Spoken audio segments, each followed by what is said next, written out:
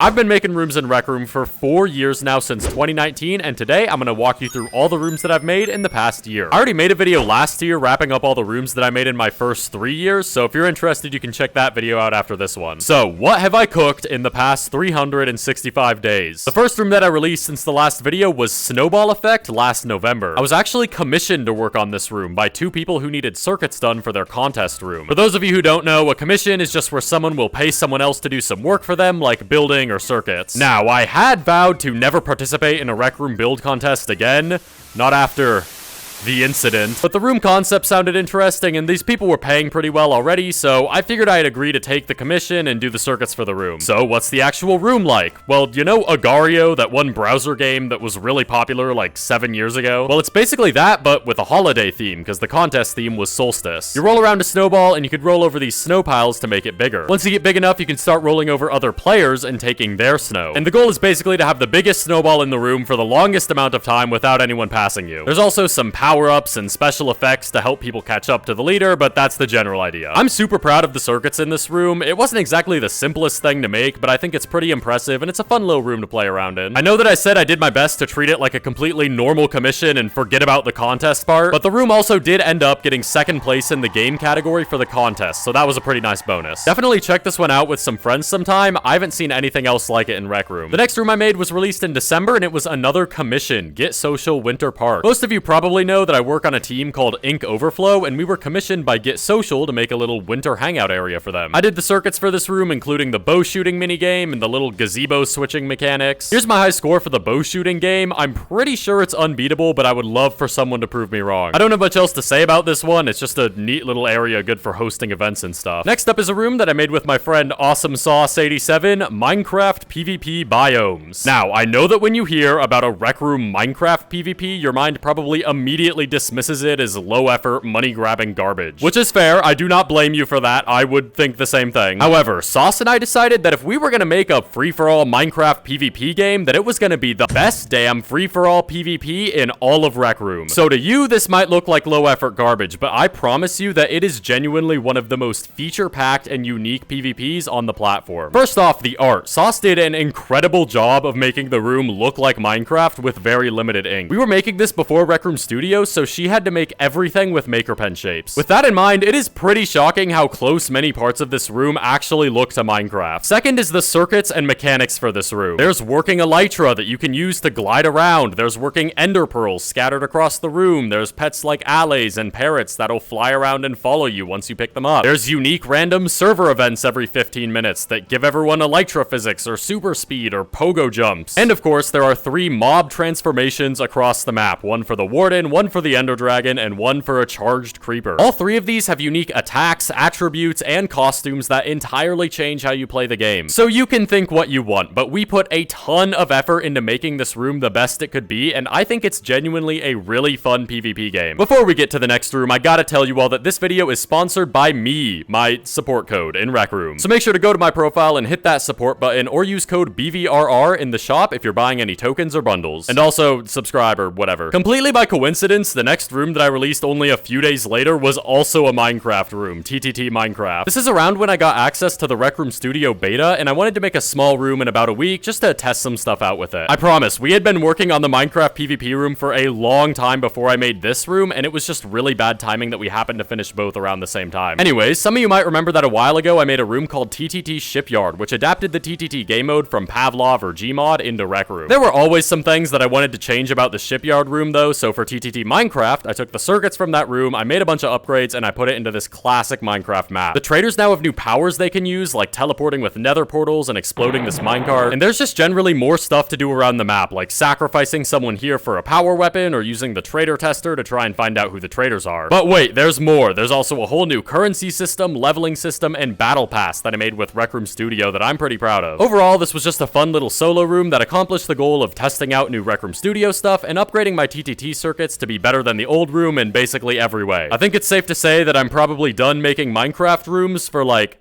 ever. Next up, again, only a few days later, we released NeonsDen. This room was a collaborative effort from a whole bunch of Ink Overflow members to test out making a studio room with fully original assets. For many people on the team, this was actually their first time using actual 3D software like Blender or Substance Painter. This room is essentially just a really small hangout, but we put a ton of effort into trying to make it as interesting and original as possible. For example, there's unique ads going all across the city with references to our other rooms and things in Rec Room that were all drawn by one of our artists, Shocked Black. We also tried to add a lot of variety in the cityscape by making a bunch of different buildings, including me. I made one.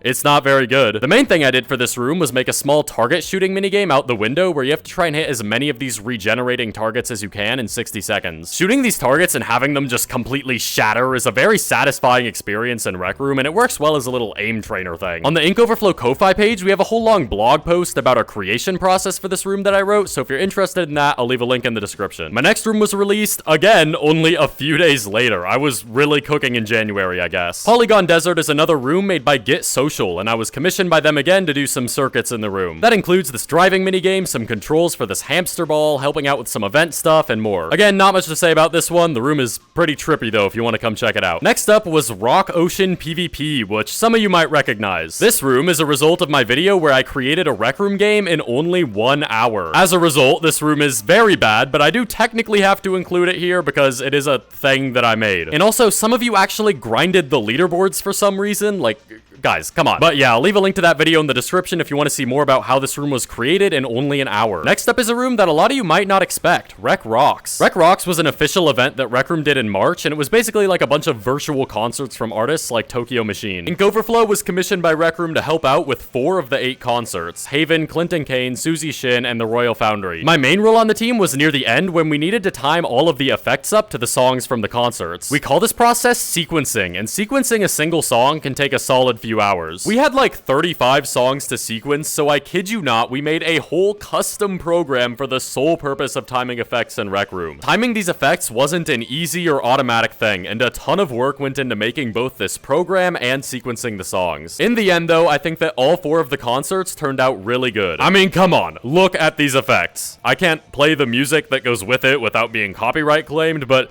you still get the idea. That is so many fast-paced, unique effect changes. The Haven concert's probably my favorite because it uses the most special effects, like these fireflies and fireworks. But also, I'm in the background band for the Haven concert, so maybe I'm just a bit biased there. Either way, I know that opinions about RecRocks were mixed, but I'm still super proud of everything we did for it, and I want to thank Rec Room for commissioning us for part of the project. My next release was SCP-173, another Ink Overflow project. Horror games where you're chased by a monster and need to escape a facility are really popular in Rec Room, so we wanted to do another take on it where the monster has more unique AI. And for those of you who know SCP, you probably know that that unique AI is that 173 can't move while you're looking at it. For this room, I mostly did circuits besides the AI, so stuff like the keys, power-ups, and microhead. I think that this room is super fun and super freaky. The sound design when 173 is chasing you is just so good, and I think the map design is super solid. I'm also a big fan of how we included some secrets around the map, like some secret codes that you can use to unlock a secret door. Ooh. If you like horror games, definitely try this one out. It's super fun to play with your friends, because when you're getting chased, you can shut doors on them behind you and then leave them to die, which is super awesome. The next room I did is RapRumble, and I know you might be confused because BillehBawb, hasn't RapRumble already been out for multiple years and was even featured in the last video? Yes, that is true, but I'm referring to the RapRumble 2.0 update, which has changed so much about it that it's basically a new game. RapRumble was still running almost entirely on Circuits v1, which made it really hard for us to expand it and add updates or changes, which really sucked because RapRumble actually has an active community of players and we don't just want to abandon them. So we decided to redo all of the circuits in the room entirely from scratch with Circuits v2 and add a whole bunch of new stuff while we were at it. The core rap battling gameplay is still there, but this update allowed us to change out all of the music tracks and add way more of them. There's now over 40 different tracks. There's also a new leveling system and a new room currency system. Probably the biggest addition is that of the stage and mic skins. Our artists, Techno and Josiah, made these really cool, totally original microphone and stage skins in Blender that players can get in the room to activate when they go on stage. Making stuff like this outside of Rec Room and actual 3D software is just so satisfying because we have so much control over it and the end results look awesome. Come on, do not tell me that I don't look dripped out up here with my gold mic and gold stage skin. There's also new consumables like letting players choose their beats, be the DJ, activate new particles, change the lighting color, a whole title system, little gizmos you can grab like a money gun, and more. This room is so jammed jam-packed with stuff now, and I think this update made it about 1,000 times better. And here we are, the final room that I've worked on as of the time of this video is one shot, one kill. This is an ink overflow room that was finished pretty much well over a year ago at this point, but it just never ended up releasing due to some complications finishing the last little bit. So about 2 months ago, I picked it back up again, polished things off, and used RecRoom Studio, which we now have access to finish up the final missing parts of the game. The game is a really fast-paced arena PvP shooter based on the Quake Instagib mode, where everyone has a railgun with a slow reload time, but it kills people in one shot. We also tried to incorporate a lot of fun movement tech into this game, like bunny hopping and a dash, and being able to shoot your gun behind you and get a boost from the recoil. There's 3 unique maps that you can play on, and I think that the fast-paced gameplay is super fun and has a ton of potential to be mastered, so you can just zip around the map taking people out super fast. Admittedly, this room does feel a little bit dated, because we left it with old circuits for like over a year before finishing it and pushing it out. There are quite a few things I do differently now, and I have a ton of ideas for a sequel to this room that uses similar gameplay, but with way more content and improvements that we now have access to with new circuits updates and RecRoom Studio. So I don't know, maybe we'll do that at some point, but for now this room works well as a fun proof of concept. There's another post on the Ink Overflow Ko-Fi that goes a bit more in depth on this room and how we made it before we finally got around to releasing it, that I'll link in the description if you're interested. Doing actual game development like this, especially now with RecRoom Studio so that we can use industry standard tools outside of RecRoom, is what I really love doing, and I'm super grateful to be in this position that I am where I can just make cool stuff with my friends. So that's it for the past year. I guess I'll probably see you again next year for another one of these videos. And if you haven't already, check out this video that recaps my first 3 years of creation in RecRoom.